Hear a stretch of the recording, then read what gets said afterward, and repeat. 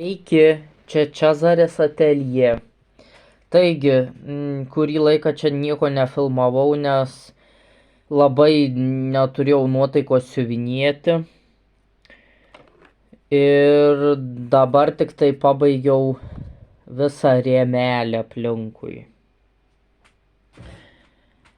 Čia va gavosi toksai ornamentas gražus. Čia yra karoliukai. Ir visą apėjau. Na, turėjo būti čia va,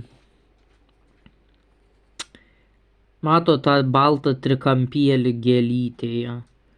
Čia turėjo būti šiaip kažkokia tai spalva, dabar tiksliai nepasakysiu, bet nusprendžiau palikti tiesiog baltą, nes iš tolo praktiškai ir nesimatytų, ar ten yra išsiuvinėti tie po 3 kryželius ar ne, bet man atsibodo jau tas rėmelis. Tai noriu jau pradėti siuvinėti merginą, savo fleitininkę. Kaip matote, čia truputį pradėta buvo. Ir pradėsiu siuvinėti plaukus, veiduką ir pagrindinį paveikslą. Taigi šitame video taip pat sugalvojau įdėti paskutinės perskaitytos knygos apžvalgą. Tai nežinau, kaip čia seksis papasakoti apie knygą, tiesiog toks plius knygos apžvalga bus šitam video. Taigi, mano paskutinė perskaityta knyga yra Elės Saul Aiškiaregė. Perskaičiau ją dar pernai metais, 2023-aisiais, ir paskutiniuoju tais metais perskaityta knyga. Taigi, knyga man iš tikrųjų patiko, ją gavau iš autorės dovanų, bet tai neįtakoja mano vertinimo. Buvo dalykų, kurie nepatiko, buvo kurie ir patiko, čia va dedikacija autorės man. Ką galiu pagirti, kad labai gražios ir įdomios iliustracijos, labai parinktas raštas, šriftas tai yra, norėjau pasakyti.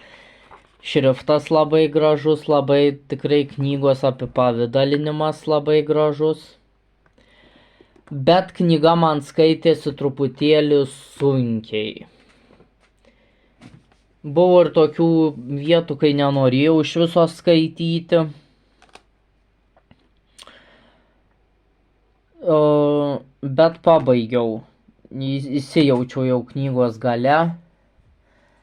Tai iš pradžių man istorija visiškai nesirišo, nesupratau pradžios, nes pradžioj čia įžangoje, ne įžangoje pamelavau, va šičia. Kiekviena pabaiga yra pradžia. Ir čia man visiškai nesirišo, nesupratau, kame reikalas šitoj mokykloj astralinių kūnų pasivaidenusi ta Aiškiaregė, nes daugiau knygoje niekur nebuvo paaiškinta apie tą mokyklą, ar ten salę kažkokią susirinkimo, dabar nebeprisimenu. Ir toliau man taip keistai pradėjo skaitytis ta knyga, bet paskui įsivažiavo, susipažinau su veikėjais ir apie astralinę projekciją labai įdomiai rašytoja parašiusi, kaip sukuriamas dvynys astralinis. Taip pat labai daug palyginimų, labai gražių, net nežinau, ar čia rasčiau paskaityti. Bet tiesiog labai matosi meniškai taip parašyta knyga. Taip pat turiu dar antrą knygą rašytojos, Mirties laikas, 8 minutės, kaip ten dabar vadinasi, bet Mirties laikas vadinasi, taip pradžia pavadinimo. Tai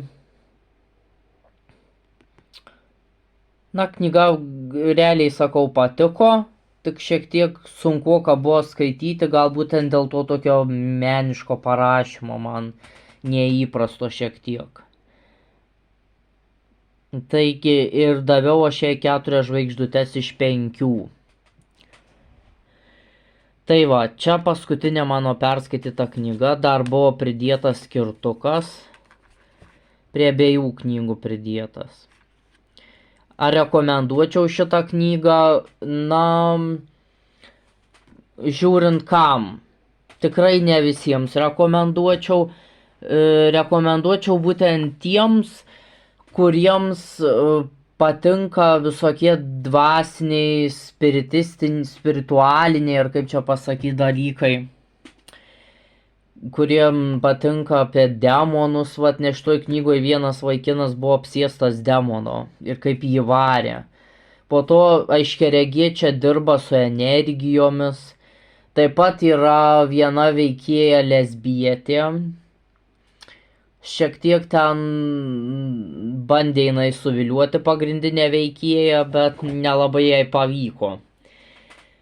Na ir toliau, apie astralinę projekciją labai nemažai prirašyta.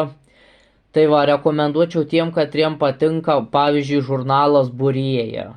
Jeigu tokius žurnalus mėgstat skaityti, tada ir šita knyga patiks. Jei ne, tada ir knyga nepatiks. Bet dėl įdomumo, manyčiau, reikėtų daug kam perskaityti. Man bent jau visokiausių tokių minčių atėjo į galvą. Tai va, toksai trumpas mano knygos pristatymas. Nežinau, jeigu patiks jums mano kanale knygų pristatymai, tada galėsiu daugiau padaryti. Nes dabar skaitau vieną knygą, kuri man labai nepatinka. Tai galbūt ir bus daugiau ką pakalbėti, kaip knyga nepatinka. Tai va, ačiū, kad žiūrėjot, paspauskite patinka ir pasekite viso.